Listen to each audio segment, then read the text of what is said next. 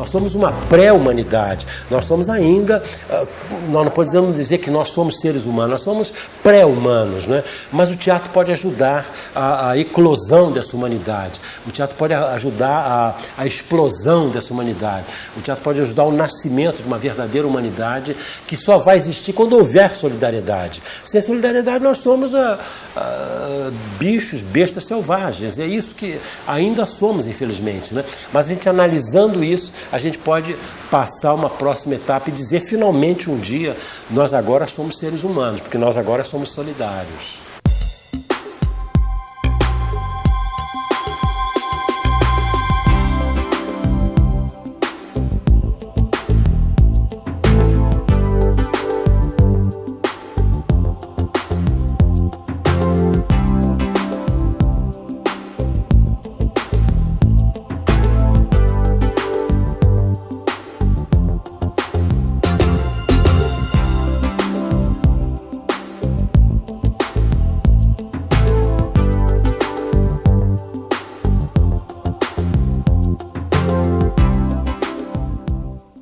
Eu tenho me lembrado, conversando com as minhas irmãs, com a minha família, eu me lembrei bem de que a minha vida como diretor de teatro começou mesmo quando eu tinha 9 anos, e a minha mãe recebia fascículos de uma revista que trazia um romance em capítulos, né? Que era o Conde de Monte Cristo, a Ré Misteriosa, essas coisas assim. Então havia um capítulo por semana.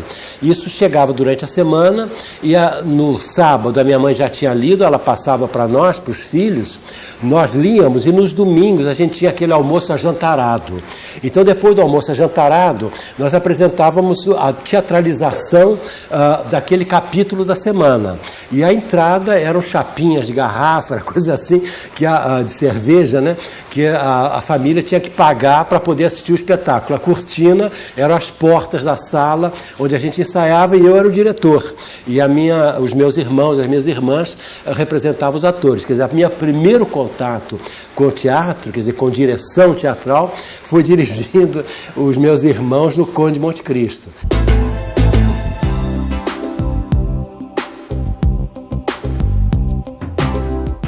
Como é que meu pai se encontrou com a minha mãe, como é que eles casaram?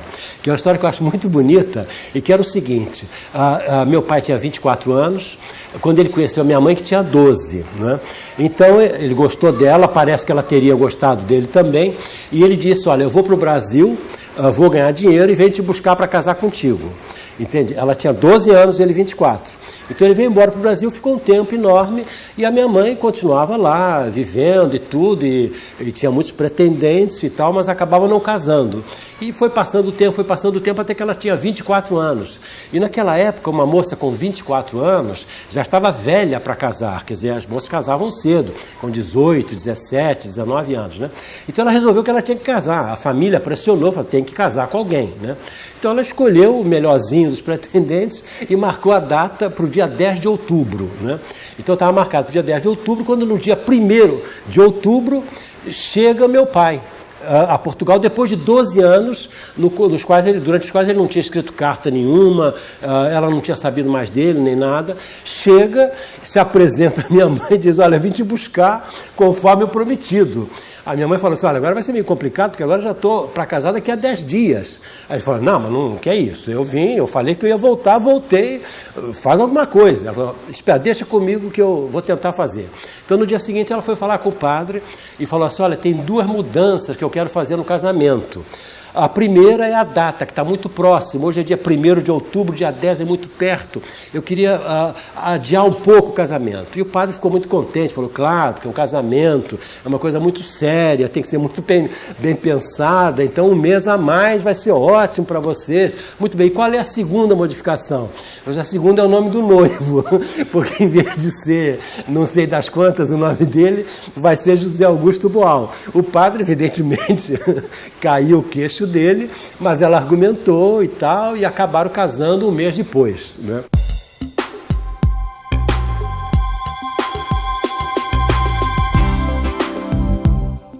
A gente tem influência de todo mundo que é inteligente, todo mundo que é criador. Quando a gente pega e fala assim, eu fui influenciado por fulano, por tal escritor, Aí isso está deixando de lado tanta outra gente que te influenciou também, que é até injusto pegar e citar Shakespeare, citar Cervantes, citar Stanislavski, citar essa gente toda. Claro que eles me influenciaram poderosamente, mas também me influenciou poderosamente a vida social, a vida vendo as pessoas, vendo as conversas, os amigos me influenciaram enormemente. Então você fala, eu fui influenciado por Eurípides mais do que por Ésquilo, fui influenciado mais por Molière do que por Racine, que você está deixando de lado. E os amigos que também te influenciaram, que também te trouxeram um estímulo enorme, às vezes tocando uma música, inventando uma música, às vezes discutindo, às vezes no debate, no diálogo, né? Então a gente é influenciado muito pelos amigos, pelas pessoas com as quais você convive, né? Isso é uma influência literária, uma influência artística extremamente importante, que eu prezo enormemente. Meus amigos me influenciaram enormemente. Eu acho que todo o meu trabalho, sem os meus amigos, não teria existido. Quer dizer, ele teria sido completamente outro. Quer dizer, a gente fala das influências do livro, mas das influências que vieram através da vivência de outras pessoas. Às vezes eu fui influenciado até por filósofos que eu não li, mas meus amigos leram. Então, quando eles vieram me comentar, já vieram com a sua visão das coisas também. E isso também é estimulante, isso também é criativo. Quem mais me influenciou foram todos os meus amigos. E foram todos os escritores inteligentes, foram todas as pessoas criativas.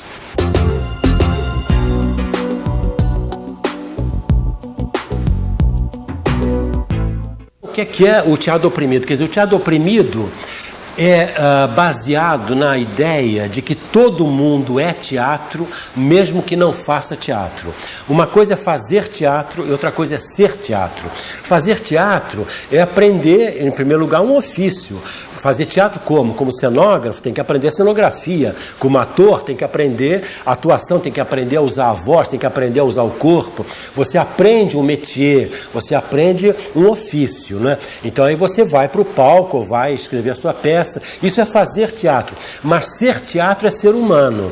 Quer dizer, o que é o ser humano diferente dos outros animais? O ser humano é aquele que carrega em si o ator e o espectador de si mesmo. Quer dizer, no momento que eu estou falando com você, eu estou agindo, isso é ação, então eu sou um ator, mas eu estou me observando muito bem, eu estou vendo a minha mão, eu estou vendo o meu corpo, eu estou ouvindo a minha voz, eu estou coordenando o meu pensamento, então eu sou o ator, mas eu sou o espectador de mim mesmo, o espectador privilegiado, porque eu sou também o escritor do meu texto, eu sou um dramaturgo no momento que eu estou falando, esta parte do diálogo que cabe a mim, sou eu que estou compondo essa parte, então eu sou o meu escritor, eu sou o meu figurinista, eu estou vestido com essa camisa porque eu achei que seria melhor para esse programa, entende? Então fui eu que botei, então eu sou o meu figurinista, e para dirigir essa gente toda que eu sou, eu tenho que ser também o meu diretor. Então cada um de nós é tudo que existe dentro do teatro, e a linguagem que a gente usa é a linguagem que o ator usa no palco, só que ele tem consciência de que está usando essa linguagem, e nós na vida real não temos, na vida cotidiana não temos. Então o teatro oprimido é um conjunto de exercícios, de jogos e de técnicas especiais que ajudam qualquer cidadão desses que estão nos ouvindo, que estão nos vendo agora na televisão, qualquer um, independentemente da sua profissão, independentemente da sua idade, pode ter 90 anos como pode ter 4 ou 5, não é? Quer dizer, em qualquer idade, em qualquer profissão, em qualquer atividade, ajuda essas pessoas a perceberem que eles, queiram ou não, essas pessoas falam teatro, são teatro. Então, já que são teatro, querendo ou não, melhor usar bem uma linguagem que estarão usando querendo ou não querendo, né? Então é por isso que o teatro do oprimido, que não é um catecismo, não é um receituário, não é o faça assim porque é assim que dá certo, mas é um método para desenvolver as pessoas, é por isso que ele pode ser praticado em continentes como a África e a Europa, como a Oceania e a América Latina e a Ásia. Quer dizer, no mundo inteiro hoje existem grupos de teatro oprimido. Então, para que serve? Serve para, usando a linguagem teatral, que é uma linguagem muito poderosa, e ela é muito poderosa porque ela é a soma de todas as linguagens. Quer dizer, ela não é porque ela tem alguma coisa só de especial, ela soma todas as linguagens, e ela cria essa possibilidade que nós temos de nos observar. Não é? Quer dizer, o teatro é a representação do real. Então, você, na representação do real, você pode se estudar melhor do que na vida vida cotidiana do dia a dia. Então você podendo estudar melhor e você sendo teatro, você pode inventar o futuro em vez de esperar por ele. Se você espera pelo futuro, o pior virá. Se você inventa o futuro, o melhor possível, não o melhor ideal, mas o melhor possível, você pode obtê-lo, né? Quer dizer, então o teatro oprimido é um teatro que pensa no passado, para analisando o passado no presente, inventar o futuro, né?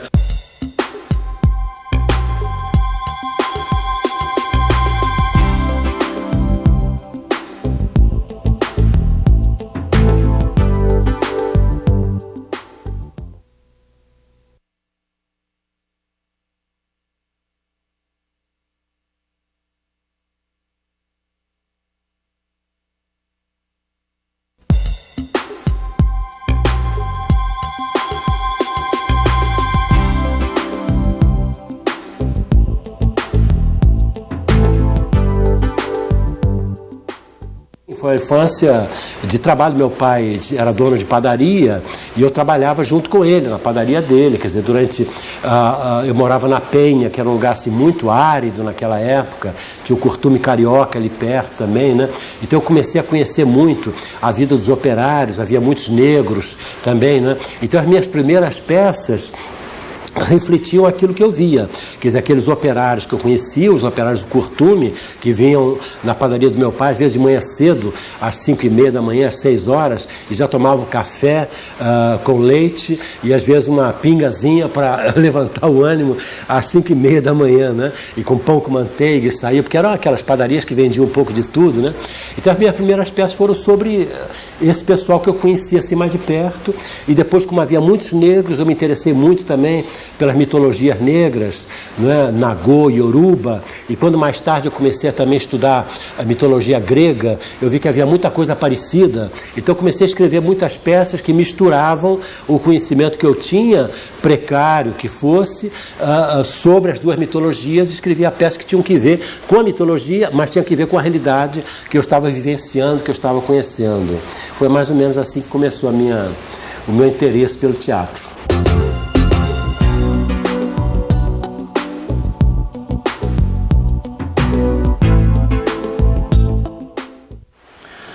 Olha, a pergunta mais difícil de responder é exatamente essa. Você acredita em Deus? Por quê? Porque ela é formulada com uma clareza meridiana. E essa clareza meridiana esconde milhões de possíveis interpretações. Porque o problema não é responder a pergunta, você acredita em Deus? É perguntar, e esta pergunta, o que é que ela significa? Qual é o Deus no qual se pergunta se você acredita ou não? Porque dependendo do perguntador, evidentemente o conteúdo da pergunta é diferente. Então, em qual Deus você acredita? Que Deus? O que é Deus? É tão difícil de formular a pergunta de uma maneira mais precisa. Então é por isso que as pessoas em geral formulam a pergunta de uma forma simples. Você acredita em Deus? Mas não definem que Deus é esse que se está perguntando. Se o Papa, que vem ao Brasil com certa frequência, me pergunta, você acredita em Deus? Ele está me perguntando uma coisa muito diferente do que se o Ayatollah Khomeini me pergunta, você acredita em Deus? Quer dizer, a pergunta é a mesma, mas na verdade ela esconde 1 milhão de perguntas, não é? Quer dizer, uma pergunta tão simples, mas ela esconde 1 milhão de perguntas. Então o que eu posso dizer? Eu posso dizer que eu sou um homem perplexo, né? Quer dizer, eu não tenho aquelas certezas que são reconfortantes, não é? Que a gente sabe exatamente o que é que vai acontecer no futuro, sabe exatamente de onde é que veio. Eu sou uma pessoa inquieta, eu sou uma pessoa perplexa. Então eu sou muito perplexo em geral, eu compartilho a perplexidade das pessoas que falam, bom, mas e onde é que acaba o infinito? Né? Quer dizer, o infinito, você vai, depois tem a Lua, da Lua tem o sistema planetário, depois tem as galáxias, depois tem mais não sei o quê. Eu sou muito perplexo em relação ao infinito para fora, mas eu sou mais perplexo ainda em relação ao infinito para dentro. Porque eu fico pensando assim, se o infinito é infinito, ele não pode começar aqui.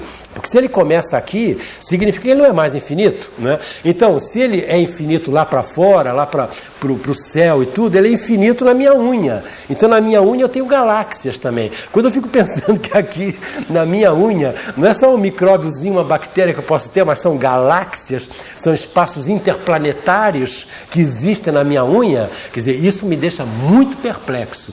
Agora, eu não tenho explicações racionais e a pergunta é racional. A pergunta exige um sim ou não.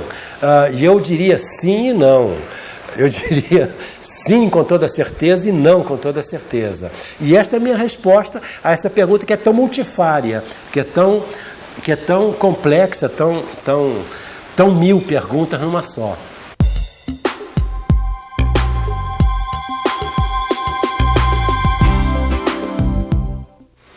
Olha, eu acho que gostaria de ser lembrado como todo mundo gostaria de ser lembrado, por aquilo que fez de bom e não pelo que fez de ruim, né?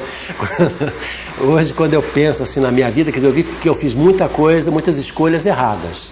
Em muitos momentos eu fiz escolhas erradas, eu fiz, não só na minha vida pessoal, evidentemente, como nós estamos falando da minha vida artística, não é isso?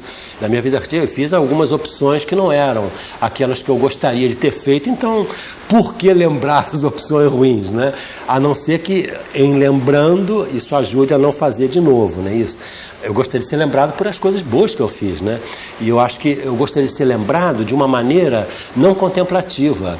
Mas como é que eu gostaria de ser lembrado? É como eu estou sendo lembrado, quer dizer, o método que eu desenvolvi, o método que eu inventei, que é o teatro do oprimido, está sendo usado. A melhor maneira de ser lembrado para um romancista é que seus romances sejam lidos.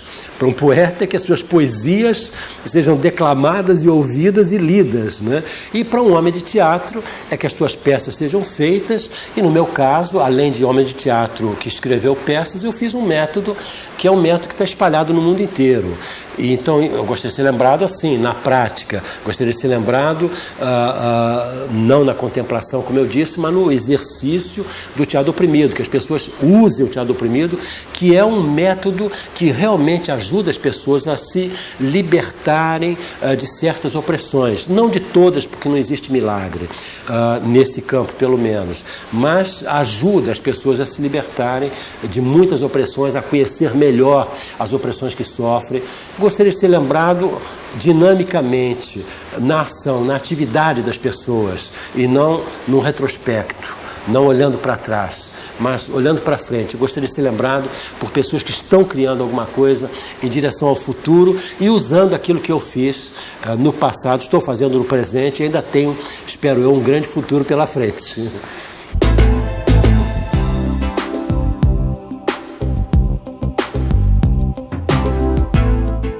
Quando me perguntam, você gosta mais de fazer teatro dentro do teatro ou fora? Você gosta mais de fazer teatro com atores profissionais ou com atores que não são atores profissionais? Eu digo, gosto de tudo. Eu gosto de trabalhar no Morro do Chapéu Mangueira com a Cida, que é uma moça maravilhosa que nunca pensou em ir para televisão, nem fazer teatro, nem nada. Ela trabalha lá e tudo, e é uma excelente atriz. Eu gosto de trabalhar com a Fernanda Montenegro, que eu fiz com ela, a Fedra. Eu gosto de trabalhar, como eu fiz recentemente, com o Royal Shakespeare Company, com aqueles atores que alguns deles estão lá há mais de 20 anos e que dominam Shakespeare profundamente. Eu gosto de fazer teatro, como eu já fiz teatro para 5.000 pessoas em praça pública, no Arraial do Bom Jesus, lá no Recife, na Bahia, em Santo Arcângelo de Romagna, na Itália, para 5.000 pessoas e mais. E gosto de fazer teatro invisível no elevador para 5 pessoas. Então, entre 5 e 5.000, eu já trabalhei para todos os tipos de plateia lotadas, né? Então, teatro eu gosto de fazer sempre. Então, eu gosto de fazer porque fazer teatro é viver. Às vezes eu sento no computador, quer dizer, eu fico com uma ideia na cabeça há muito tempo, sendo no computador, e o que eu não conseguia fazer durante meses e meses, até anos, de repente sai em 15 dias. Então não é que naqueles 15 dias eu fiz aquele trabalho, aquela peça, ou aquele romance, ou o que seja. Quer dizer, é que durante aqueles 15 dias veio em borbotões tudo aquilo que eu tinha pensado, tinha gestado durante muito tempo. Não é um processo, às vezes eu me obrigo a fazer, eu falo, eu tenho que fazer. Então, em geral, quando eu faço isso e eu consigo terminar o que estou fazendo, em geral não é o que sai melhor. Né? Quer dizer, o que sai melhor às vezes é quando realmente vem um impulso e você tem que fazer outras coisas, não tem tempo, mas você quer fazer aquilo, você vai e faz. O meu processo criativo depende também Quer dizer, e depende também de onde você trabalha. Por exemplo, quando eu trabalhava no Teatro de Arena, muitos anos atrás, às vezes a gente tinha o tempo que quisesse para dirigir uma peça. Depois, quando eu fui para a Alemanha, você não tem o tempo que quiser, não. Você tem 5 semanas e na quinta tem que estrear. Entende? Quer dizer, então não tem aquela conversa, mas não está pronto ainda o espetáculo. Tem que ficar pronto. Tinha um poeta que dizia que ele era que nem o sapateiro. Quer dizer, o sapateiro que está lá fazendo o sapato, toca a campainha, ele vai abrir a porta, depois volta e continua martelando o sapato. Ele dizia que ele fazia a mesma coisa com um poema. Ele estava escrevendo um poema, tocaram a campainha, ele vai lá na porta, atende, conversa, depois volta para os seus versos, né? E tem outros que precisam de silêncio absoluto, que não pode se ouvir uma borboleta passando, já foi a inspiração embora. Eu acho que os processos são variados, né? E cada pessoa é esses 2 poetas. Tem momentos que você pode fazer que nem o sapateiro, tem momentos que você precisa da solidão e precisa de ficar sozinho e concentrado naquilo, que uma borboleta vai te atrapalhar. Eu acho que são momentos, dependendo do que você está fazendo.